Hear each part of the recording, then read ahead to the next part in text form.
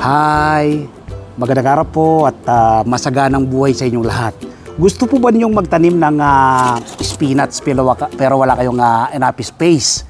Sa Metro Manila kayo nakatira.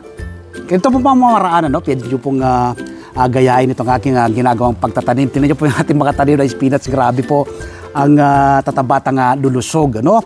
Ito, nasa ano pa lang po ito, no? May isang buwan pa lang po ito mula ng aking may tanim. Ang spinach po ay tinatawag po ng iba po ito ay superfood.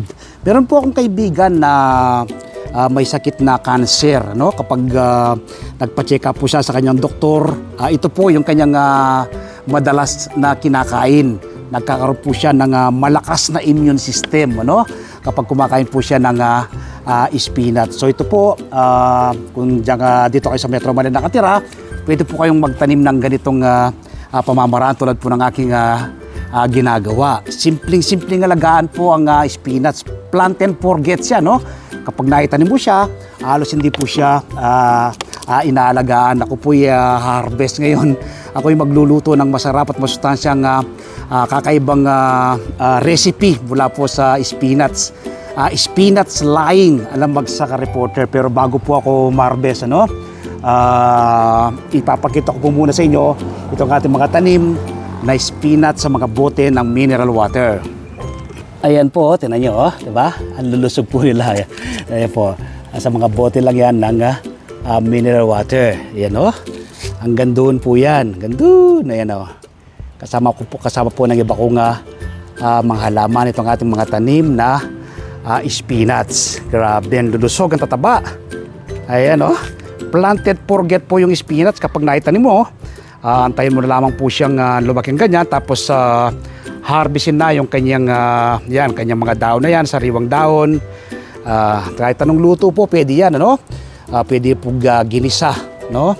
Ano lang po, meron lang po kayong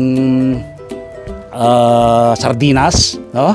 Naku, i-partner nyo po yung spinach. Yan. Okay, maganda pong meron din po kayong enough space. Mas maganda rin pong itanim mga spinach ng direkta sa lupa. Pero kung wala naman po, itong pamamaraan kong ito sa mga bote ng mineral water ay pwede nyo pong gayain. Yan. Ating mga tanim na spinach. Ang spinach po ay hindi maselan, ano? Kapag naitanim mo siya, alos titingnan mo lang, didilig-diligan mo lang kapag kulang ng tubig. Pero kapag ganitong pamamaraan, ano, self-watering plant, ako every 3 days kung ako ay magdilig, ano. Ang lupa po na aking pinagtamnan ng spinach ay 60% buwagag na lupa, 20% ay vermicast, kaya po mataba sila. Yun ang aking paunang pataba, ano. At habang lumalaki sila, nagdadagdag ako ng vermicast. Tapos another 20% ay kokopit. Nang sa ganun malaya po makagala yung kanilang mga ugat, ano. Maging buwagag po yung lupa na ating pinagtamnan ng ating mga halaman. Ang seeds naman po nito, no, binili ko po ito sa SM Supermarket. Meron din po sa Shopwise, meron din po sa mga plant nursery, no? Sa Ace Hardware, meron din po kayong mabibiling seeds ng spinach. Pwede yung ibudbud nyo lang po yan, ano? Tapos napakabilis po niyang tumubo. Within 5 days to 1 week, mag-sprout na po yung kanyang seeds. Pag nag-sprout na yan, hayaan mo lang ganyan, ano? Didilig-dilig ka lang.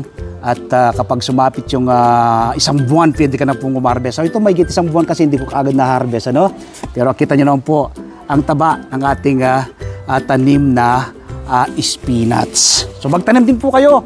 Ano po bang makukuha po ninyo kapag kayo nagtatanim ng inyong sariling pagkain tulad po ng spinach? Una po, makakatipid ka. Pangalawa, masustansyang pagsasaluhan ng buong pamilya. At pangatlo, makakatulong ka sa pagpreserba sa ating inang kalikasan. So invite ko po kayo.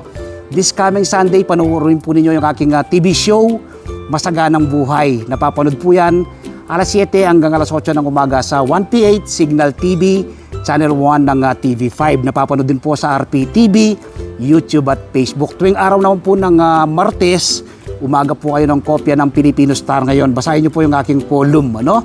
Isinusulat ko po nito ang iba't ibang do-it-yourself tips at iba pang sikreto sa pagsasaka. At siyempre po yung ating Facebook page, Facebook profile, TikTok, At yung hindi pa nakasubscribe sa ating YouTube channel, ang Bagsak Reporter, mag-subscribe na po kayo, ano?